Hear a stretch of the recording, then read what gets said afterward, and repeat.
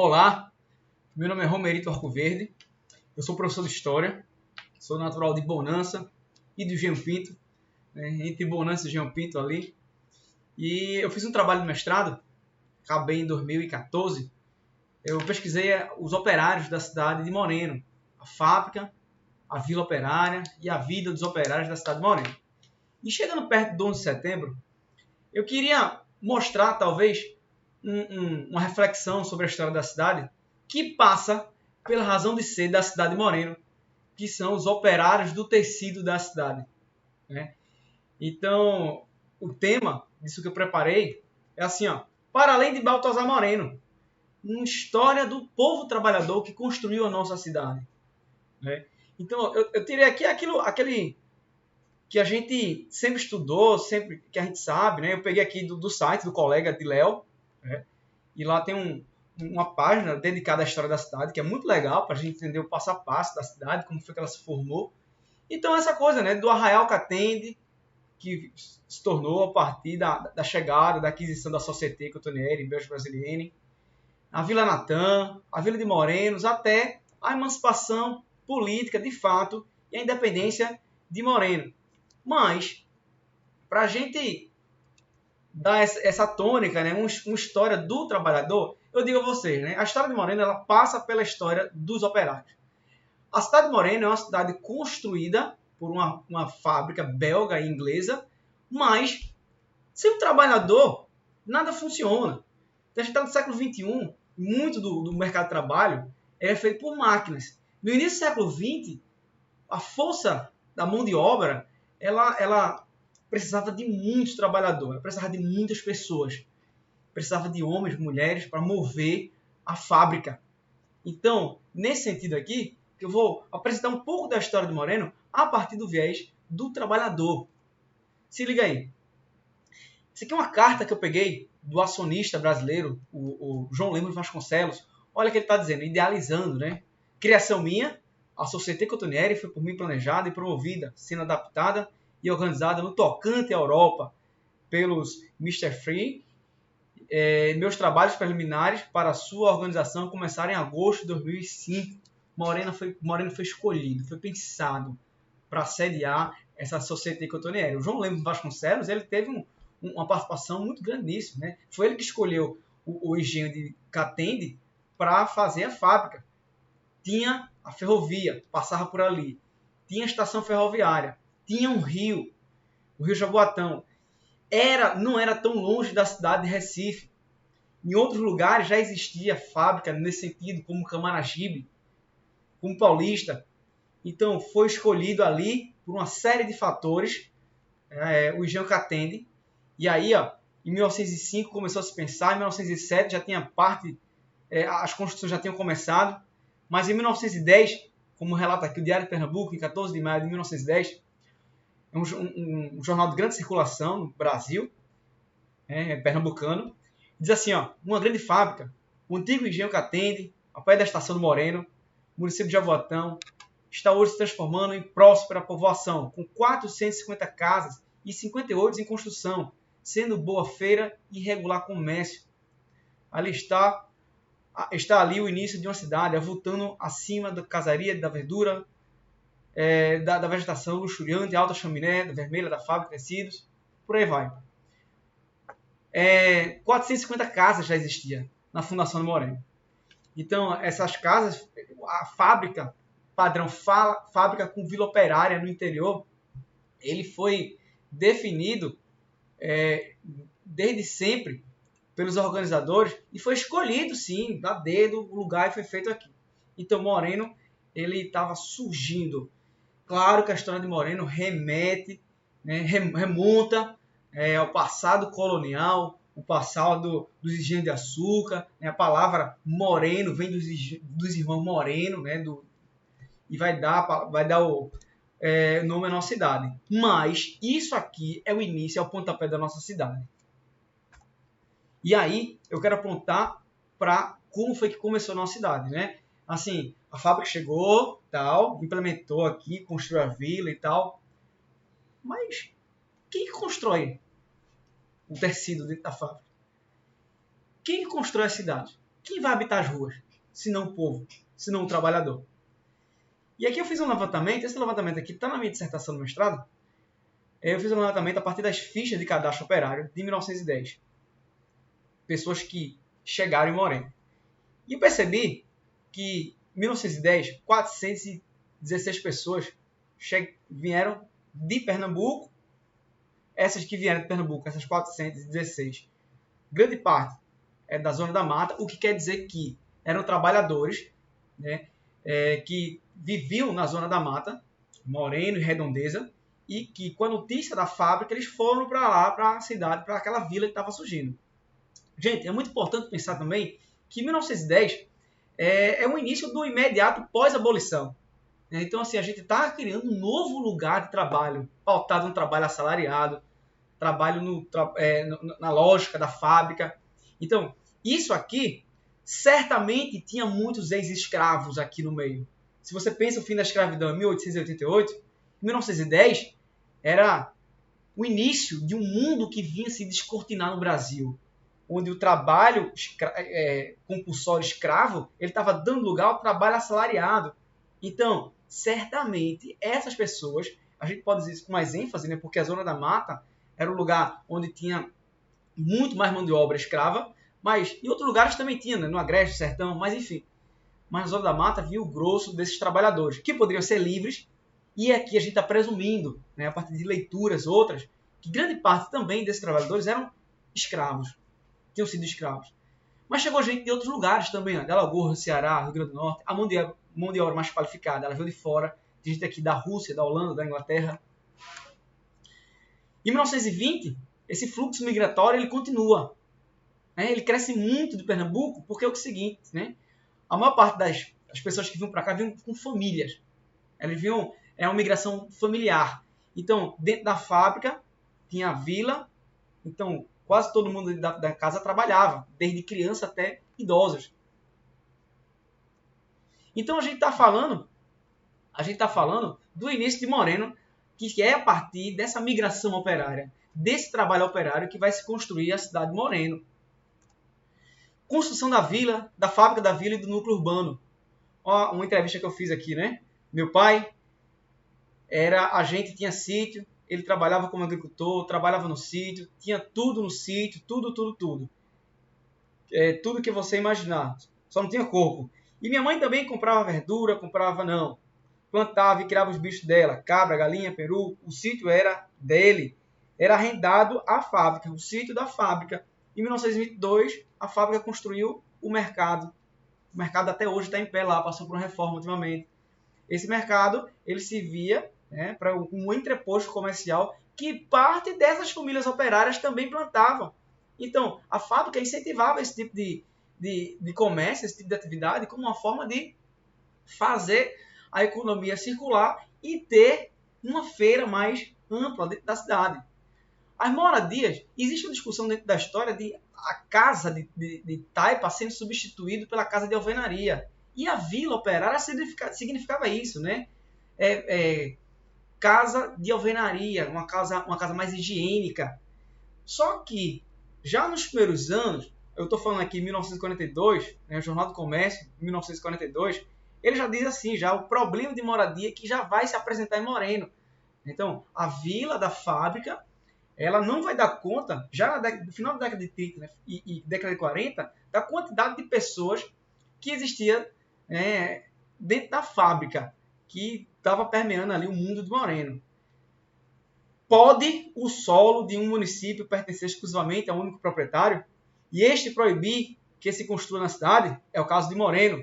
Todo o perímetro urbano e suburbano está situado em terras da société. Esse aqui é o jornalista Mário Melo, já começando a fazer algumas críticas em relação à société e essa dinâmica, essa problemática que envolveu e que envolve Moreno até hoje, que é a moradia. E dentro dessa fábrica, com vila operária, com casa higiênica e com dificuldade de moradia, em uma cidade eminentemente operária, como Moreno, circundada pelo domínio da Société Cotonnière Belge Brasilienne, eram evidentes as formas de lazer sendo ditadas e direcionadas pelo poder empresarial. A gente tem aqui, essa foto aqui, eu recortei do jornal Correio de Moreno, durante a minha pesquisa, que é o clube, o time do clube, do Société, os tricolores. E atrás a gerência. Aqui, a Independence Jazz. Isso aqui é da década de 1950. A Independence Jazz, um dos melhores conjuntos, dizia assim no jornal, musicais da cidade. Apresentou-se no dia 9 do corrente, no salão do Société Esporte Clube. Então, essa dinâmica do lazer dentro da cidade, predominantemente, eminentemente operária, ela passava tanto pelo aval da fábrica, pelo subsídio da fábrica, como também ela passava pela construção dos operários. É o Palmeiras, olha só. Esse é um recorte do Correio do Moreno, 22 de maio de 49, que está lá na PEG. Nós, abaixo assinado, diretores do Palmeiras Esporte Clube, vimos pelo presente agradecer penhoradamente os relevantes favores com que tem prestado ajudando a esse humilde clube na construção do seu edifício sede, reconhecendo a todos a sua capacidade administrativa, dando prova constante de ser verdadeiro amigo de todas as sociedades aqui sediadas. Ele está escrevendo ao prefeito. Nos leva ainda a confiar nas suas belas atitudes e, ao mesmo tempo, esperamos ainda muito faça pelo benefício da referida construção quando se trata de um clube pobre, formado exclusivamente de operários da empresa local e sem meios de subsistência. Era a construção do Palmeiras. Moreno tinha a Société, tinha o João Pessoa, que era um clube mais elitizado, e os operários, por iniciativa dos operários. Eu entrevistei pessoas que ajudaram a construir esse clube, me contavam que faziam cotinha, me contavam que juntava panela velha para vender, para construir, para criar o Société, o Palmeiras, o clube operário, que estava distante do Société, porque o Société tinha toda uma organização da fábrica e, como uma forma de criar um clube verdadeiramente operário, surge o Palmeiras. Clubes de futebol, capital e trabalho. Essa relação de futebol, de clubes, ela era muito vinculada entre o capital, a fábrica, o trabalho dentro da cidade e o futebol, o lazer. Posso adiantar que a satisfação do Moreno foi tanta com a vitória do jogo do domingo passado, quanto seria contra a derrota. Então, é muito comum nos jornais a gente ver os clubes de Moreno saindo de Moreno para jogar em outros clubes operários, jogar em outros clubes, em outras cidades, tanto para receber. E daqui a gente fala, prazer em registrar publicamente a aproximação aqui existente entre capital e trabalho. A cidade de Moreno, ela vai ser construída, pautada, em cima dessa lógica que determinava, que era construída, que era reconstruída, significada e ressignificada pelo mundo do trabalho, que era muito forte na cidade de Moreno. De 1910 até 1940, tem gente chegando em Moreno. A cidade de Moreno, ela era vista como uma cidade de uma explosão industrial. Era vista como uma cidade de progresso industrial. Era noticiado nos jornais, todo esse cotidiano dentro da fábrica e fora da fábrica como um sinal de progresso. Era uma cidade que se destacava dentro das pequenas cidades do interior de Pernambuco. Tanto o SESI ele é criado em 46. Então, já em 51, chega um SESI em Moreno. E por quê? Para formar mão de obra, para trabalhar na fábrica, para especializar a mão de obra. Em setembro de 1951, tem início as obras do SESI em Moreno, contando com biblioteca para adultos e crianças, salão de projeção de cinema com assentos para o público, gabinete médico e dentário, palco para teatro, bar, departamento de secretaria, campo de basquete, de vôlei, esperando-se para adiante campo de futebol também. Essa foi uma reportagem do Correio de Moreno de 30 de setembro de 51. E também, em termos políticos, a gente tem, dentro da história de Moreno, um prefeito que vai se destacar muito, pelo menos dos anos que eu pesquisei, de 45 a 64, que é o prefeito Ney Maranhão. Ney Maranhão, ele é o primeiro e, até onde eu conheço, o único político de Moreno que ganhou esfera nacional, sendo deputado federal e o seu pai deputado estadual. Gente, está dentro da minha dissertação, que está sendo produzida para sair em formato de livro, essa trajetória de Ney Maranhão dentro da cidade de Moreno. E um dos aspectos da política de Ney Maranhão foi essa interlocução com os operários. essa chegada perto, o voto dos operários em relação a Ney Maranhão. Então veja só como isso era forte, né? Então essa publicação aqui é do Correio do Moreno também, de 54, que mostra o resultado de eleições. Então Ney Maranhão teve 3.327 votos. O segundo deputado mais votado teve 196. O pai dele, Constâncio Maranhão, 2.583. O segundo mais votado, 284. Até os grandes políticos de Moreno, eles tiveram contato com o operariado. Eles tiveram que ter o voto dos operários para chegar onde chegaram. Ney Maranhão fez história em Moreno, sob diversas formas, tá? Mas ele se destaca por ser o primeiro político a sentir a força do voto dos operários. Também foram construídas pelos operários várias organizações de classe, como, por exemplo, a oficialização da JOC, Juventude Operária Católica. No final da década de 40, o jornal Correio de Moreno noticiava assim: a oficialização da JOC no Brasil se dá em 1948. Não, isso foi eu escrevi. Sendo que desde os anos 1930 existia a presença do movimento em alguns estados. No mesmo ano da oficialização, em 48, no Brasil, é construído um núcleo municipal aqui na cidade de Moreno. Então, a Juventude Operária Católica, que tinha entre objetivos e funções, olha aqui, objetivos e funções que tinham os militantes jocistas, que esse documento eu encontrei nos dirigentes, numa reunião de dirigentes de 1960. E aqui está, né, esse documento está no arquivo da Cúria Metropolitana do Recife, está disponível para qualquer pessoa ir lá ver. Objetivo e sentido da militância. Pessoas jovens da igreja, da Juventude Operária Católica. E refletia: o operário é um bicho? O valor pessoal do operário, condições de trabalho, salário, habitação, profissão. A Juventude Operária Católica foi uma organização da classe trabalhadora pelo viés católico. Teve diversas outras organizações da classe trabalhadora. A JOC foi uma. E Moreno, como uma cidade, vou repetir, predominantemente operária, a JOC, quando chegou no Brasil, no mesmo ano, abriu sede na cidade de Moreno.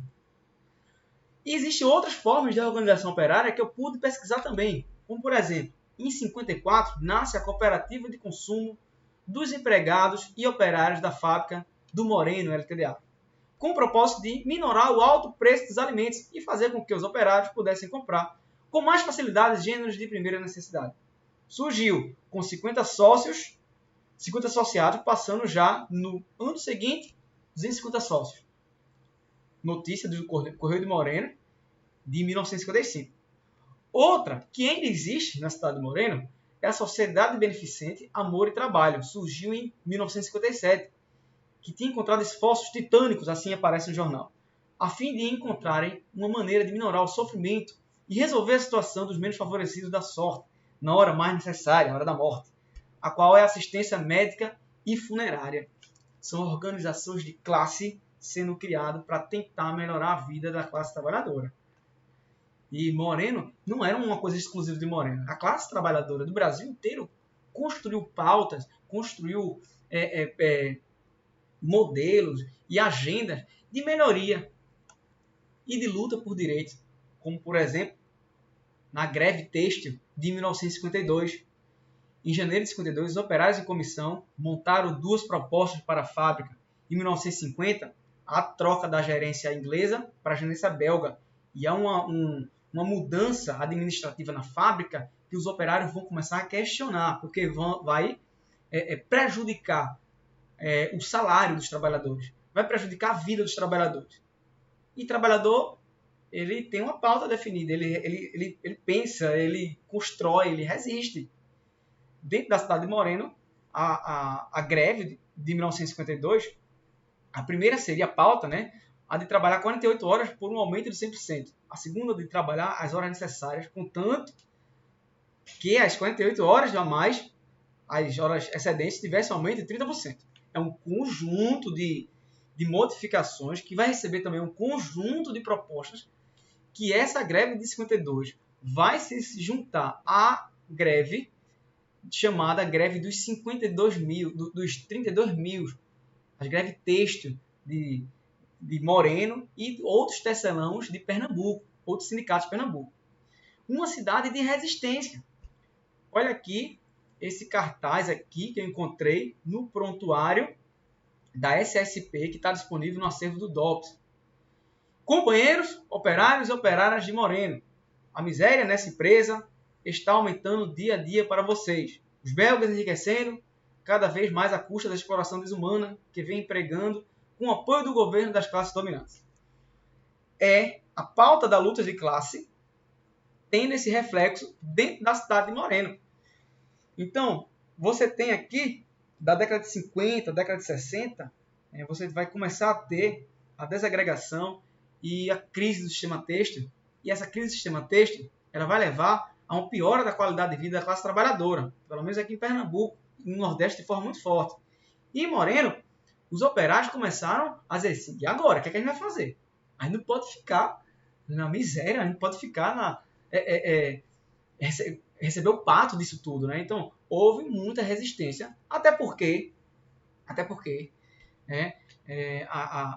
o salário mínimo que tinha sido implementado em 1943 só vai ser implementado em Moreno no final da década de 50. Olha aqui, um jornal, Folha do Povo, de 52. São 18 mil operários de Recife, os quais já se juntaram 10 mil de paulistas e 3 mil de morenos, juntando 32 mil trabalhadores. A greve dos 32 mil, importante greve do setor têxtil aqui, que lutava, reclamava por melhores condições de trabalho, por um salário mais digno. Na década de 50, você tem a luta pelo salário mínimo na cidade de Moreno. Quase 20 anos e o salário mínimo não tinha chegado em Moreno. E ele foi conquistado pelo sindicato têxtil. Essa crise entre empregados e empregadores, como dizia aqui, o Diário de Pernambuco, um recorte do diário que está lá no prontuário funcional, produzido pelos investigadores da Polícia Militar de Pernambuco, ele dizia assim: Moreno caminha agora para uma solução provisória, em virtude da atuação do governador Cid Sampaio, junto com os diretores da Societe, recebendo ontem uma comissão de sindicato operário à frente do seu presidente, José Salles. José Salles, que nesses últimos anos, até 64, que é o período que eu pesquiso, ele está liderando esse período de greve. José Salles, que teve junto com os operários de Moreno, montando comissão de fábrica, montando uma pauta para se resolver e definitivamente acampar o salário mínimo em Moreno.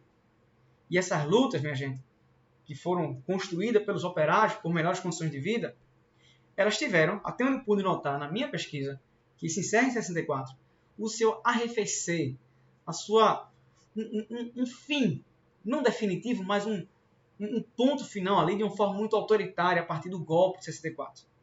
O golpe chegou com sua força, desarticulando.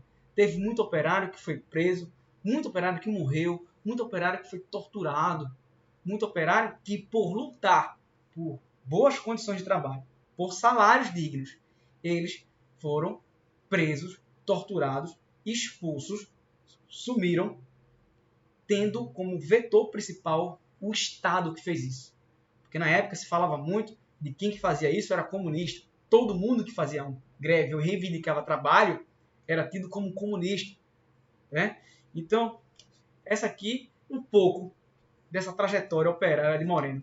Uma cidade eminentemente operária, uma cidade que tem um passado de muita resistência, um passado construído por pessoas igual a mim, talvez igual a você, trabalhadores e trabalhadoras, que sonha por dias melhores, sonha com vida mais digna, sonha com uma cidade melhor de se viver.